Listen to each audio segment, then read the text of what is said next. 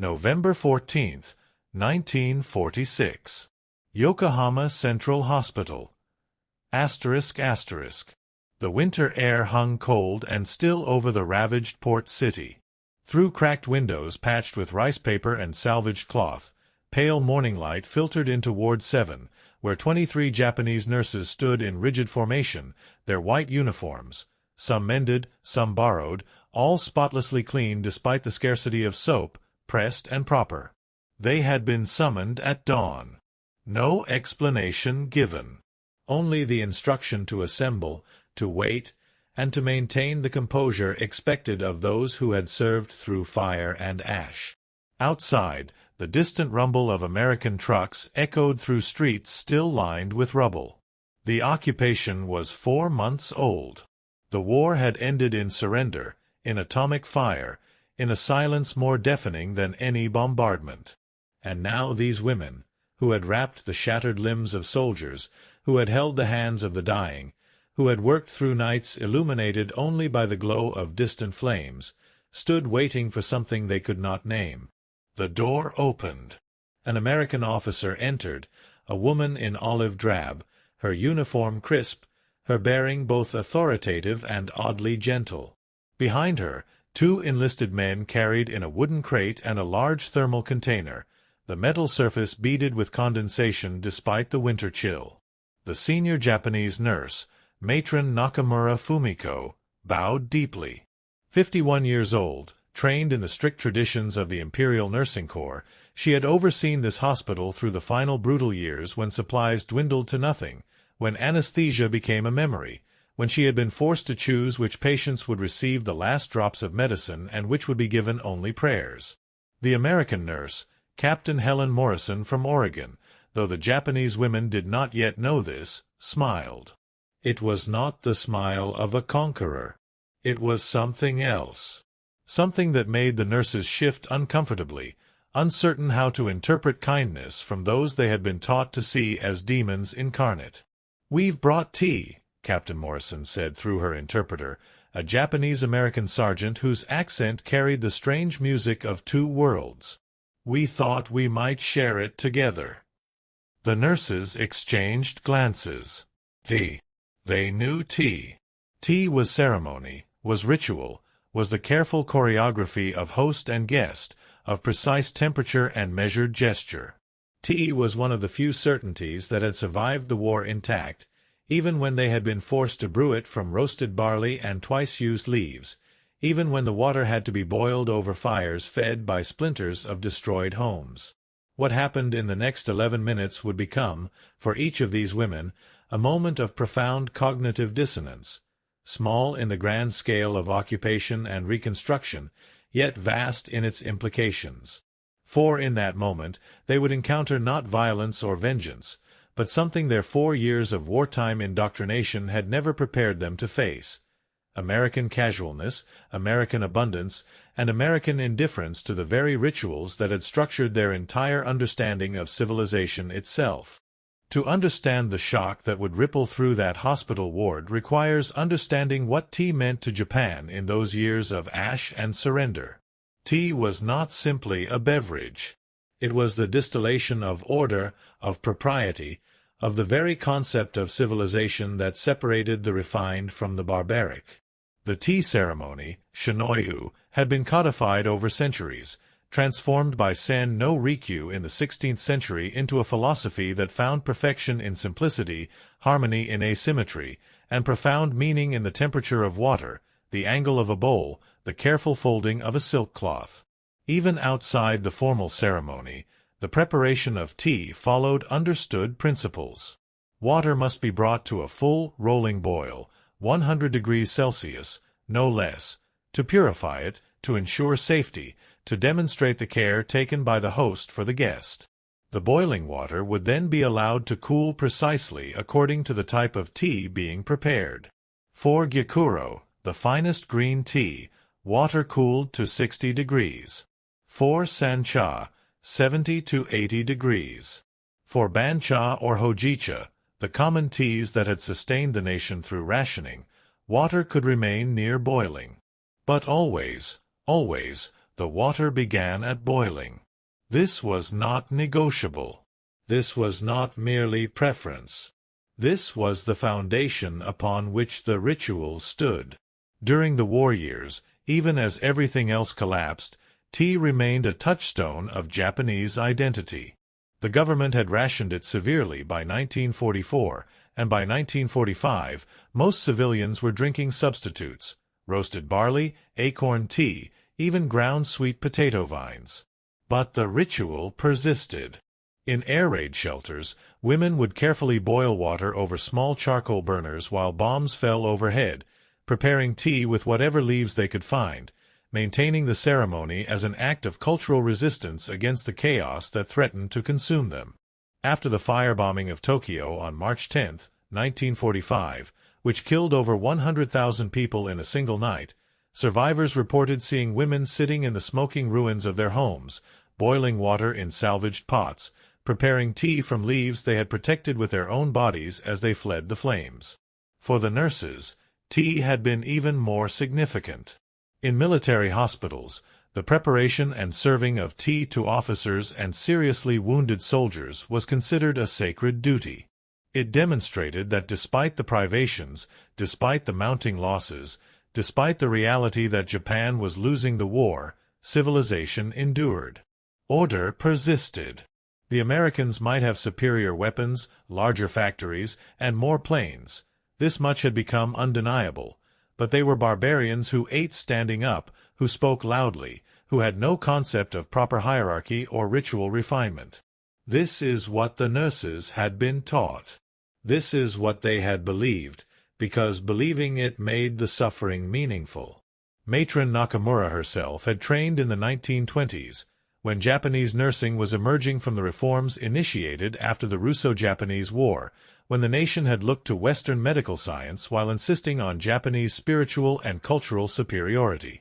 She had learned to administer injections and dress wounds according to modern protocols, but also to serve tea to senior doctors with precisely calibrated deference, to move through the hospital with steps neither too fast nor too slow, to embody the ideal of Yamato Nadeshiko, the Japanese woman as epitome of grace under pressure, of strength through submission to proper order. During the war, she had maintained these standards even as the supplies vanished, even as the hospital filled beyond capacity with burned civilians and soldiers missing limbs, even as the doctors themselves began to crack under the strain. She had ensured that tea was prepared correctly, that hierarchy was observed, that the rituals continued. Because if the rituals failed, what remained? Only chaos. Only the admission that everything they had been told, everything they had sacrificed for, had been built on illusions. The American captain opened the thermal container. Steam rose, but not the fierce cloud of freshly boiled water. The nurses noticed immediately. Their eyes tracked to the container, then to each other, quick glances that communicated confusion. The enlisted men produced paper cups, paper, not ceramic, stacked together with the casual efficiency of people who saw nothing strange in such disposability. Captain Morrison began to pour. The tea was pale amber, already brewed, kept warm in the thermal container but clearly not boiling. You could tell from the steam, from the way it poured, from the sound it made against the paper. This was not water at 100 degrees. This was not even close. The nurses' training, their years of careful attention to such details, allowed them to estimate, perhaps 60 degrees, perhaps 70 at most. Warm. Comfortable. Safe to drink immediately. Entirely, horrifyingly wrong. Captain Morrison handed the first cup to Matron Nakamura, who accepted it with a bow that was both deeper and more rigid than necessary, her body operating on automatic protocols while her mind struggled to process what was happening. The other nurses received their cups in turn, each woman's face a careful mask of polite acceptance, even as a collective disbelief rippled through the room like a wave traveling through water.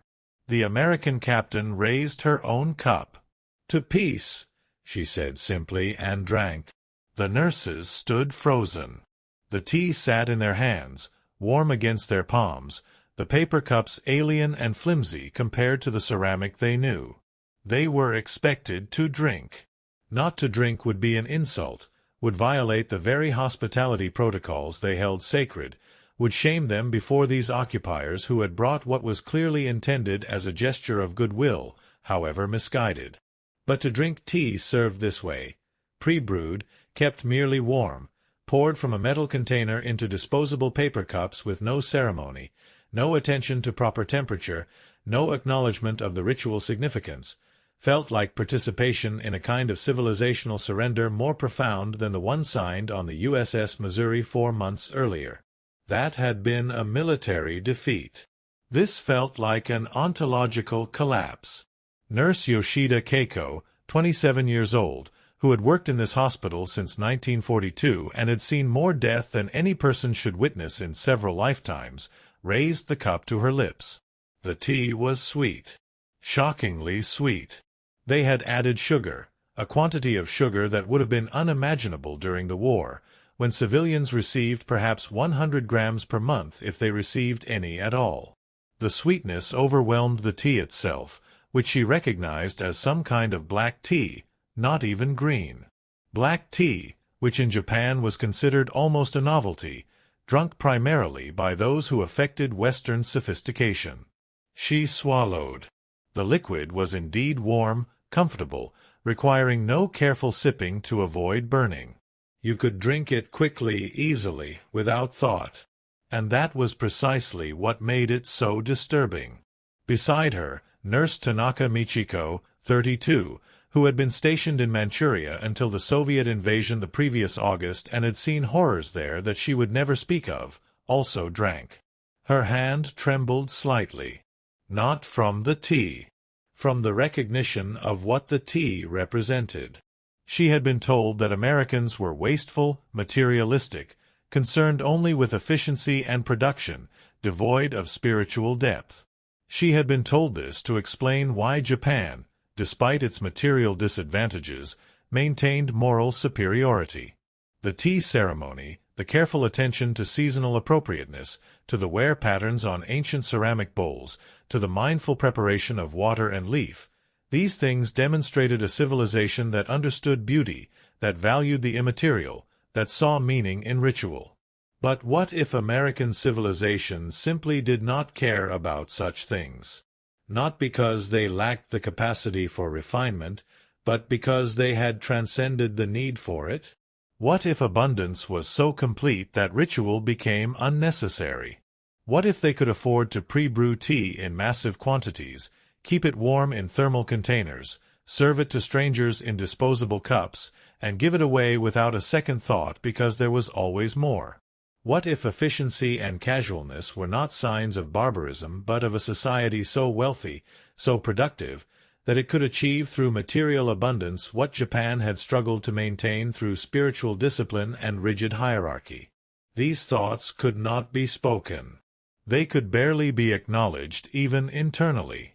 But they hummed beneath the surface as the nurses drank their warm, sweet, casually served American tea and tried to reconcile what they were experiencing with everything they believed they knew about the world. Captain Morrison, unaware of the philosophical crisis unfolding before her, smiled warmly. She had volunteered for the occupation duty with genuine idealism. She believed in the mission of rebuilding, of demonstrating that America came not as eternal conquerors but as temporary helpers. She had read Ruth Benedict's work on Japanese culture, had attended the brief orientation sessions on Japanese customs. She knew about bowing, about removing shoes indoors, about the importance of hierarchy. But the tea ceremony itself, the intricate philosophy underlying the simple act of serving hot water and leaves, had been beyond the scope of her brief education. She saw tired women in clean uniforms. She saw nurses who had worked through hell. She knew that coffee was scarce in Japan now and had thought tea, a drink she associated with comfort, with her grandmother's kitchen in Portland, with sick days home from school, would be a perfect bridge. She had no idea that in attempting to build that bridge, she was demonstrating a gulf far wider than the Pacific Ocean.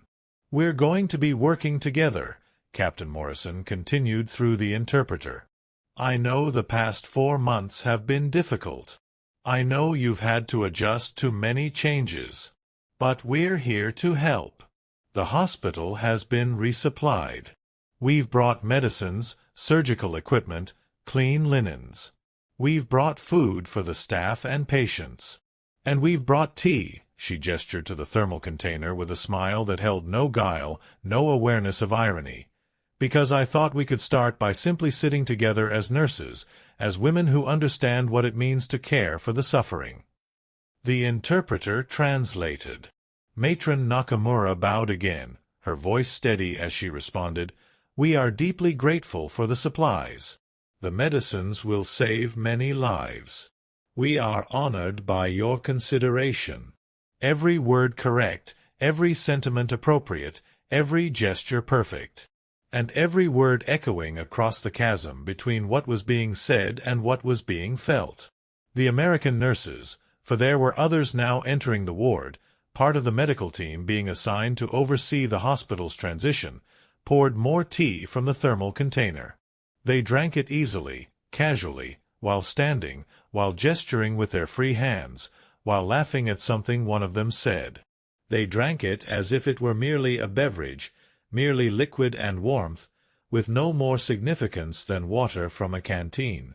Nurse Sato Harumi, 41, who had lost her husband at Guadalcanal and her son at Okinawa, watched this display with a feeling she could not quite name. It was not anger, though anger was present. It was not disgust, though she felt a visceral recoil. It was something closer to vertigo, the sensation of the ground shifting beneath her feet. For 3 years she had comforted herself with the belief that Japan's suffering was noble, that their material privation was counterbalanced by spiritual wealth, that the Americans with their cars and refrigerators and massive factories were empty inside, hollow people in a hollow culture. But these women before her did not seem hollow. They seemed, in fact, remarkably present, laughing, engaged, immediate. They inhabited their bodies with an unself-conscious ease that was itself startling.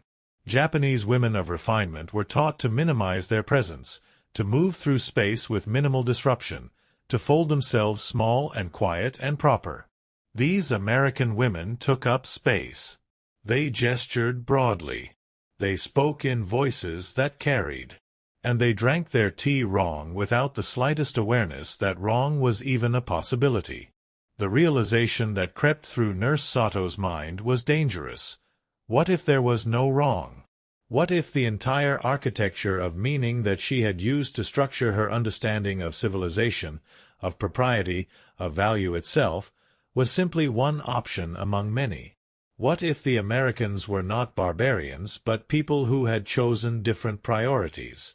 What if the tea served warm in paper cups represented not a failure of civilization but a different kind of success, one that valued efficiency, abundance, and casual generosity over ritual perfection? She pushed the thought away. It was too large, too destabilizing. But it had been planted, and like all dangerous seeds, it would grow in the dark places where she could not quite reach to pull it out. To understand why this moment mattered requires understanding what these nurses had endured and what they had expected in defeat. The final year of the war had been a descent into systematic collapse. By 1944, American submarines had effectively cut Japan off from its conquered territories.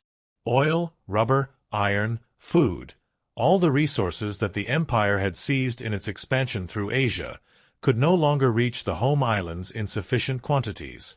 Civilian rations were cut again and again. By the spring of 1945, the average adult in Tokyo received barely 1,200 calories per day, well below subsistence level. The nurses had seen malnutrition diseases return, beriberi, pellagra, conditions that proper nutrition had nearly eliminated decades before. They had watched children arrive at the hospital with swollen bellies and stick-thin limbs. They had treated soldiers returning from the Pacific with tropical diseases, with wounds infected and festering from lack of proper care in the field, with the vacant stares of men who had seen their entire units annihilated. And through it all, they had been told to endure, to maintain discipline, to believe that Yamato Damashii, the Japanese spirit, would overcome material disadvantages.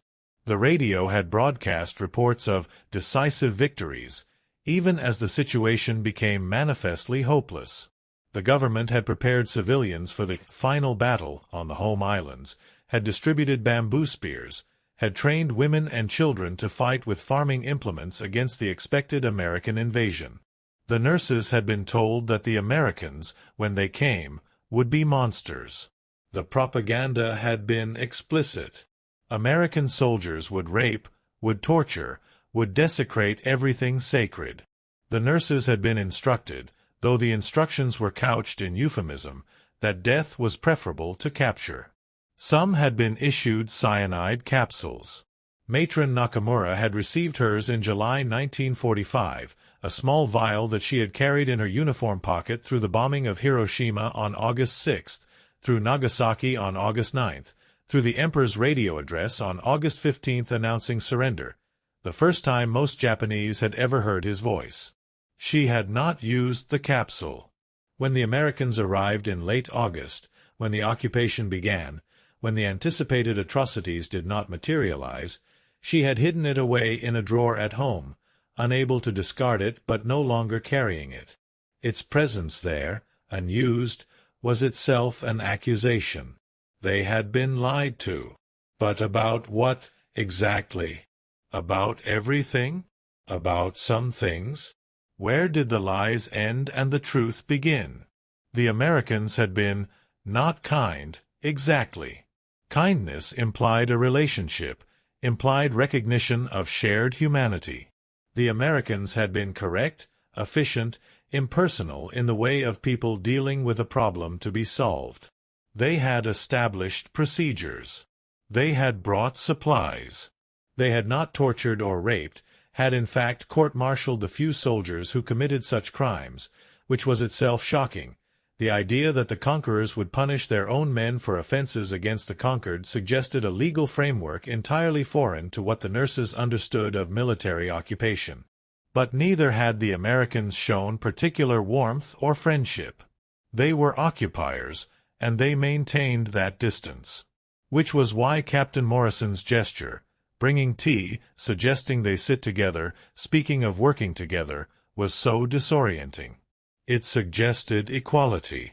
It suggested a future in which these women might work side by side not as conquered and conqueror but as colleagues. And the tea, that warm, sweet, carelessly served tea, was the medium through which this impossible suggestion was being made. The tea break lasted 20 minutes. Captain Morrison explained the new supply procedures, the reporting structure, the training sessions that would be offered in the latest medical techniques.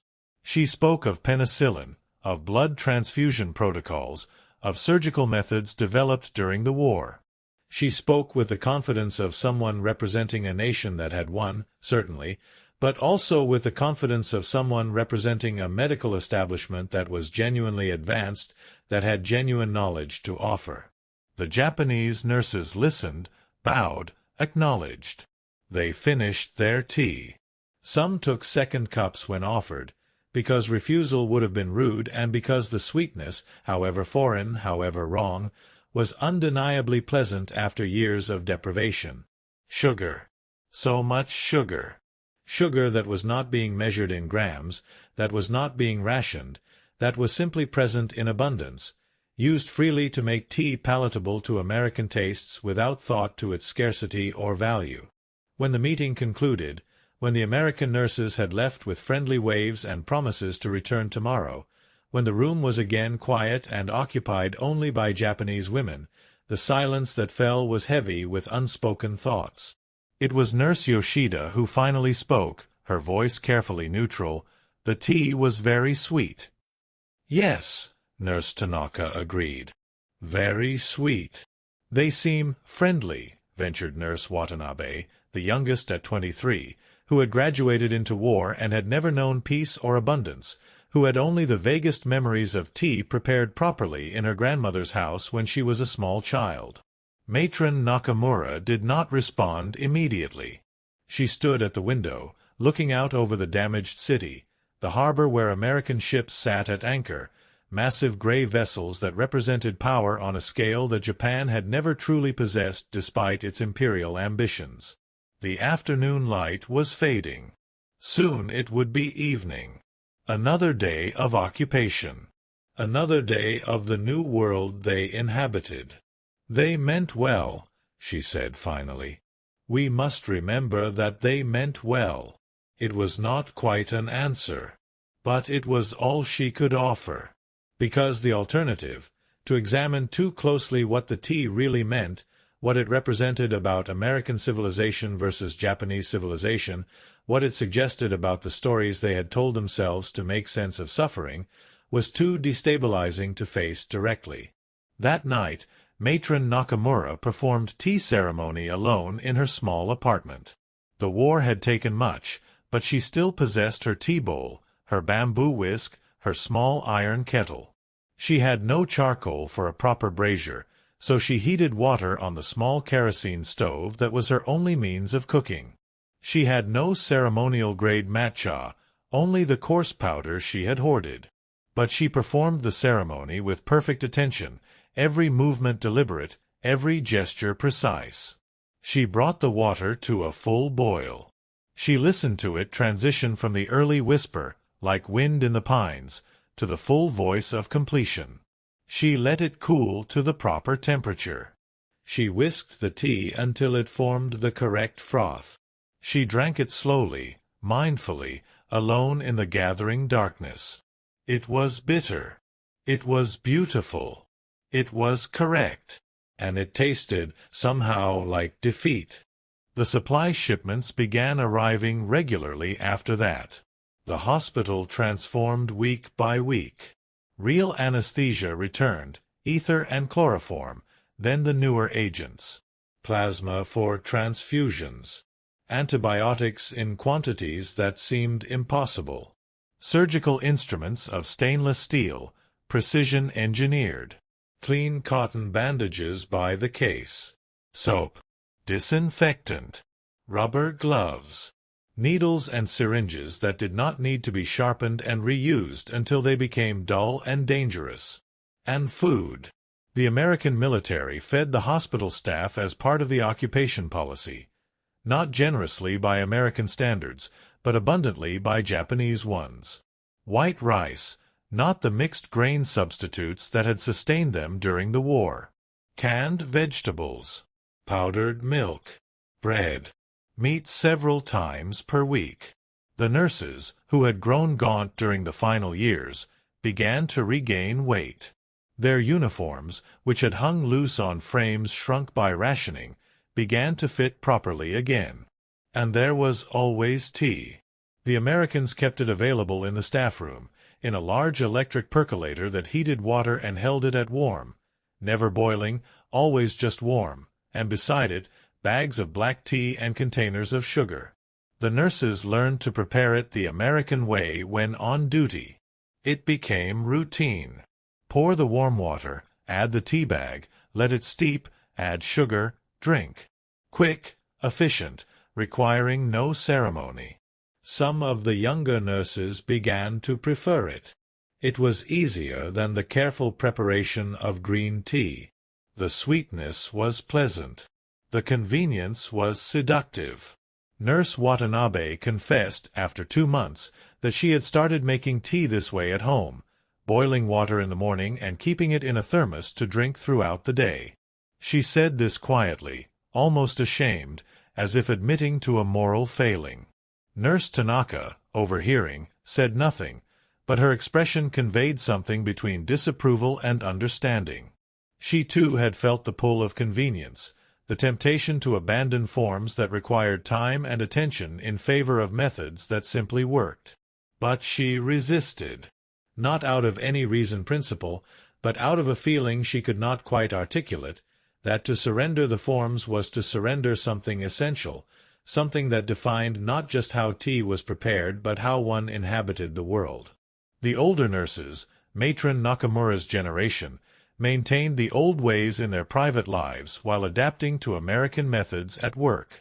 This split existence, traditional at home, efficient at the hospital, became a pattern that would define the occupation years and beyond. They learned to code switch, to move between worlds, to maintain internal coherence even as external practices fractured. But the psychological cost was real. Nurse Sato, who had lost husband and son, began to experience what she could only describe as a numbness. Not depression exactly. Numbness. The feeling of going through motions in both worlds, traditional and modern, Japanese and American, without fully inhabiting either. She prepared tea correctly at home, but the ritual felt hollow, performative, as if she were an actress playing the role of a woman who believed in the ceremony. At work, she drank the American tea without thought, and it nourished her body but left her spirit feeling oddly empty. She tried to discuss this once with Matron Nakamura, speaking obliquely in the Japanese manner, never quite stating the problem directly but circling it through implication and metaphor. Matron Nakamura had listened in silence, her face revealing nothing. When Nurse Sato finished, the older woman was quiet for a long moment before responding. "We are living between worlds," Matron Nakamura said finally. "Perhaps we will spend the rest of our lives there. Perhaps our children will find solid ground. We can only maintain what we can maintain and accept what we must accept." It was not comfort. It was not solution. It was merely acknowledgement. But sometimes acknowledgement is enough, or has to be enough, because nothing else is available. 6 months into the occupation, Captain Morrison requested a meeting with the senior Japanese nursing staff. She had news. The hospital was being expanded. A new wing was under construction, funded by American dollars, staffed jointly by American and Japanese medical personnel. It would be, she explained with genuine enthusiasm, a model of collaborative medicine, bringing together the best of American technical advancement and Japanese dedication to patient care. There would be training programs. Japanese nurses could learn the latest American techniques. American nurses would learn from Japanese experience, particularly in managing care with minimal resources, a skill the Americans acknowledged they lacked, having always operated from positions of material abundance. And there would be social events. Captain Morrison wanted to foster genuine collegiality, not just professional cooperation. She proposed a tea ceremony. A real one. She had been reading about it, had been trying to understand its significance. She wanted to experience it authentically, wanted her staff to experience it, wanted to honor Japanese culture while building bridges. Matron Nakamura's response was careful, diplomatic. She explained that tea ceremony was quite formal, that proper ceremony required trained practitioners, that perhaps a simpler shared meal might be more appropriate. But Captain Morrison, with the well-meaning persistence that characterized her approach to everything, insisted. She would hire a tea master. They would hold it in one of the few traditional spaces that had survived the bombing. It would be cultural exchange at its finest. The event was held on a clear April afternoon in 1946. The American nurses arrived in clean uniforms, scrubbed and respectful, clearly trying to honor the significance of the occasion. The tea master, an elderly man who had served nobility before the war and now survived by selling family heirlooms, performed the ceremony with impeccable precision. Every movement was correct, refined, beautiful. The American nurses watched in silence, awed by the grace and deliberation. When the tea was served, proper matcha, whisked to perfection, served in ceramic bowls that had survived bombs and fire, Captain Morrison lifted hers carefully, turned it as instructed, and drank. Her face betrayed her for just a moment. The tea was bitter, nothing like the sweet black tea she knew. The temperature was precise but unfamiliar. The entire experience was alien despite her genuine effort to appreciate it.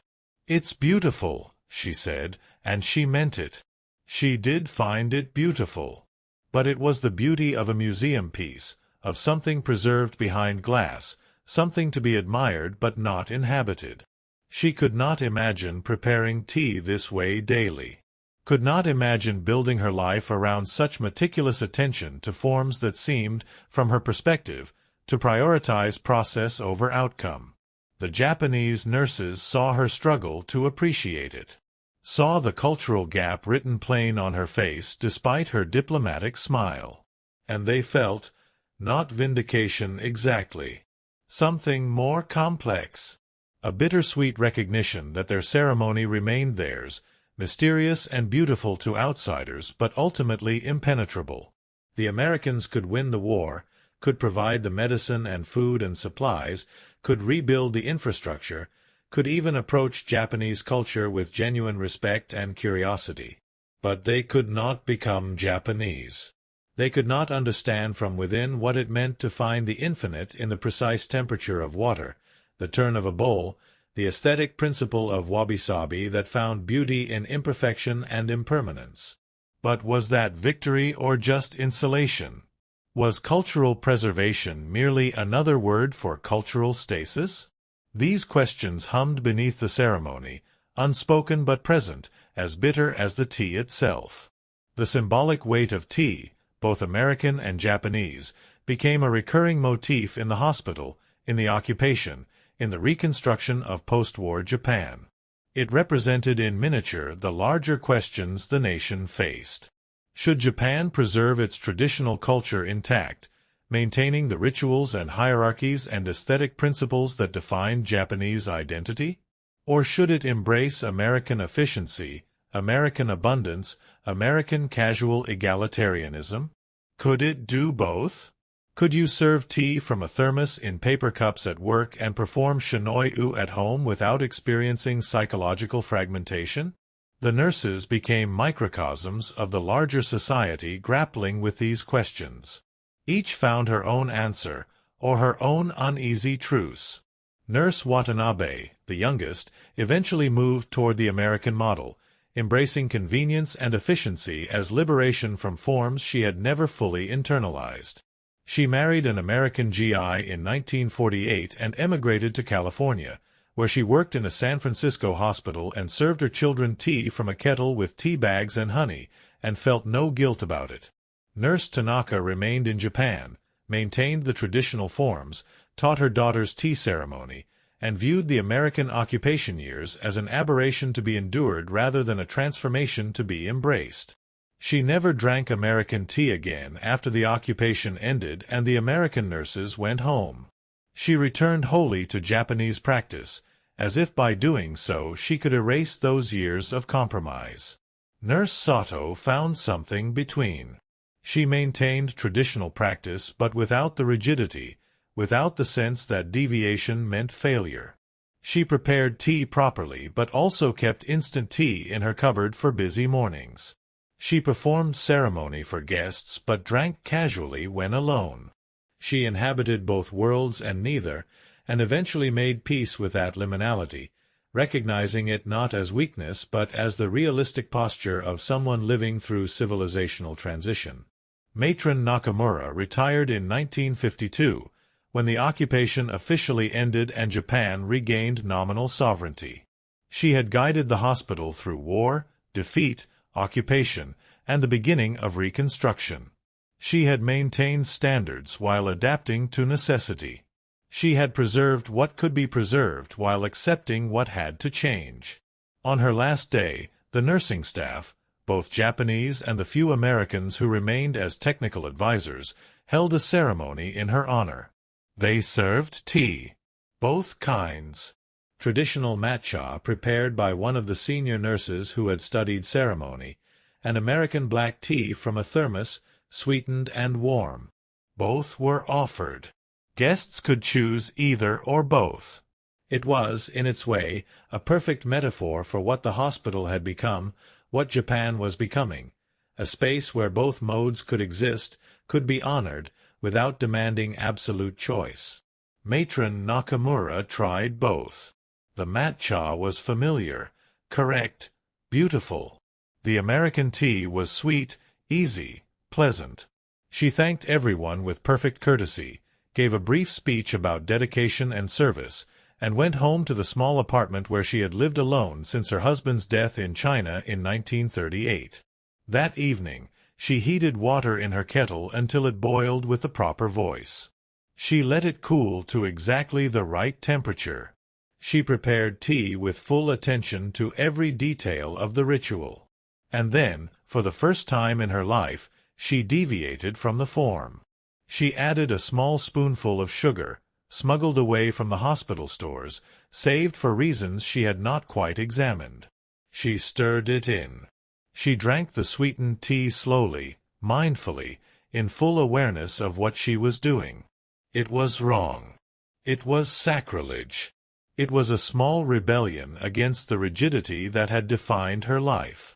And it tasted like freedom, or perhaps like the bittersweet recognition that freedom and loss are often indistinguishable, that every gain carries within it the seed of something surrendered. The story of Japanese nurses encountering American tea prepared wrong, served warm, pre-brewed, casually sweetened, poured into paper cups without ceremony, is not a story of cultural superiority or inferiority. It is a story of collision between systems of meaning, between civilizations that had developed different solutions to the fundamental human need for order, beauty, and significance. The Japanese had created a culture of refinement through scarcity, finding meaning in the careful allocation of limited resources, building aesthetic systems that valued the imperfect, the impermanent, the understated. The Americans had created a culture of abundance through industrial productivity, finding meaning in expansion, accessibility, and the democratic distribution of material comfort. Neither was inherently superior.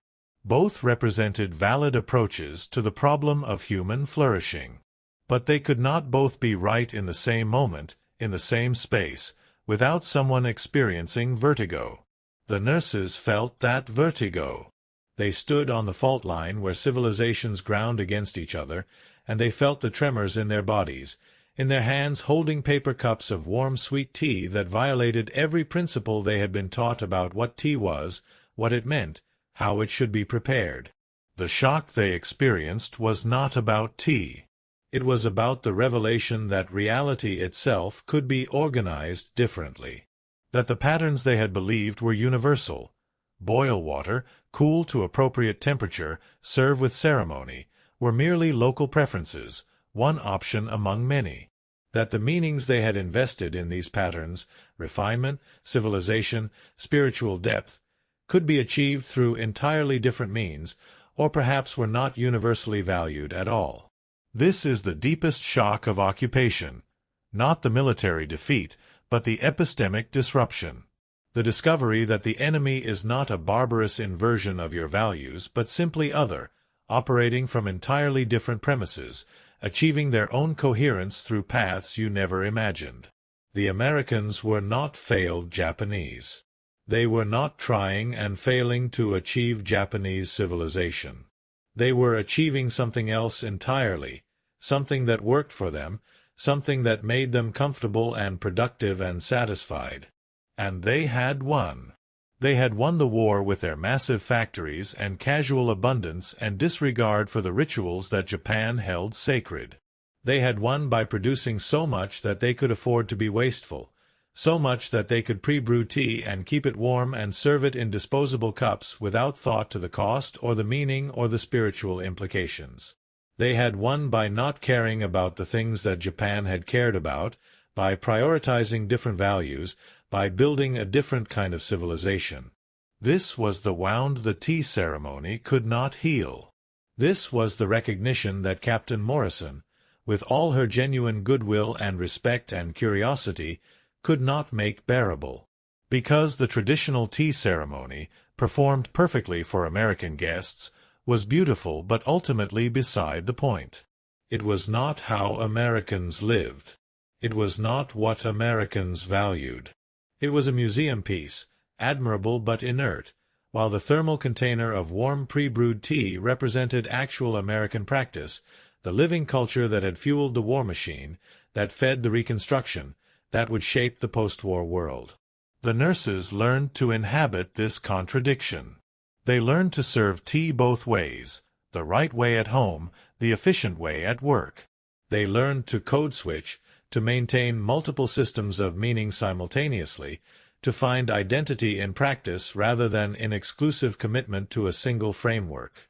This became, in many ways, the characteristic psychological posture of post-war Japan, maintaining traditional forms while embracing modern efficiency, preserving cultural identity while pursuing economic development, performing tea ceremony on weekends while drinking canned coffee during the work week. But the cost of this flexibility was a certain kind of homelessness, a feeling of never quite fully inhabiting any single world. The nurses who lived through those years of transition, who learned both systems, who felt the vertigo of relativism, they carried that displacement within them. They taught their children both ways, apologizing to no one but feeling, perhaps, a quiet private grief for the certainty they had lost, for the world where there was only one right way to prepare tea, and that rightness meant something absolute, something that could not be negotiated or compromised or rendered merely one option among many. In the end, the story is about water, about the symbolism of boiling versus warming, about the transformation that occurs at 100 degrees Celsius when water changes phase, when hydrogen bonds break and reformation occurs, when liquid becomes vapor and something fundamental shifts. The Japanese insisted on boiling because boiling was transformation. It was the alchemical moment when water became purified, when potential danger became certain safety, when the raw became refined. Boiling was commitment. It required time, attention, fuel. It could not be rushed. It was the civilizational declaration that some things matter enough to be done completely, properly, with full attention to the process rather than merely the outcome. The Americans kept tea warm because warm was sufficient. The water had been boiled earlier, elsewhere, by someone else. What mattered was availability, convenience, the democratic accessibility of comfort. Keeping tea warm meant anyone could pour a cup at any moment without waiting, without special equipment, without training. It was the civilizational declaration that abundance well distributed was itself a form of refinement, that making comfort easy and universal was its own kind of moral achievement. Both contained truth. Both contained blindness. The Japanese model created beauty and meaning but could become rigid, hierarchical, exclusionary. The tea ceremony was not for everyone. Mastery required years of training. There were right ways and wrong ways and harsh judgment for deviation. The American model created accessibility and abundance but could become shallow, wasteful, indifferent. When everything is easy, what becomes sacred? When all choices are equally valid, what provides orientation?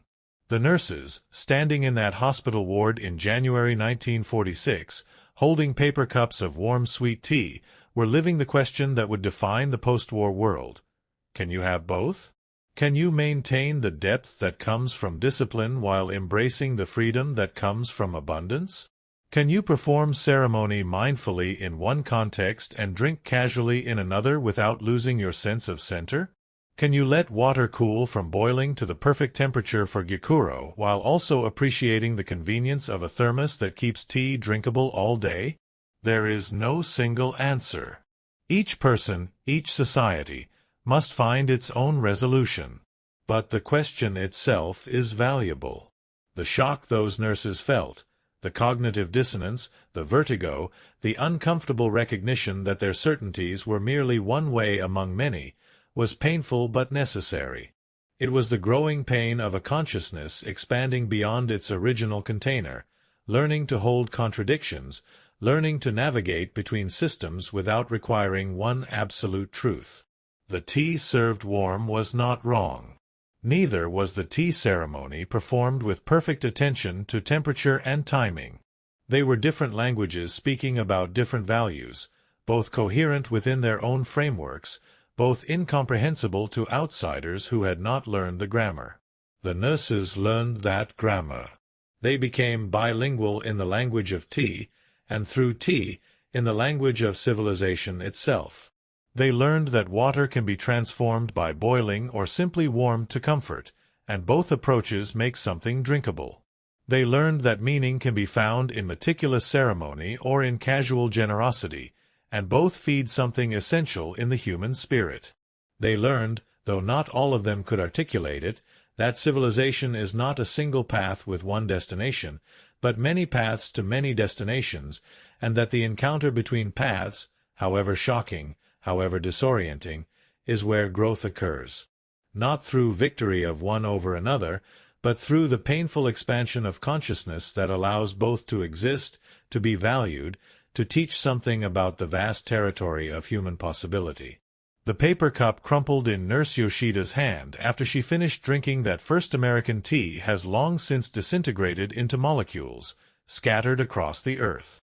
But the moment it represented, the moment of civilizational vertigo, of assumptions crumbling, of the world revealing itself as larger and stranger than she had imagined, that moment remains.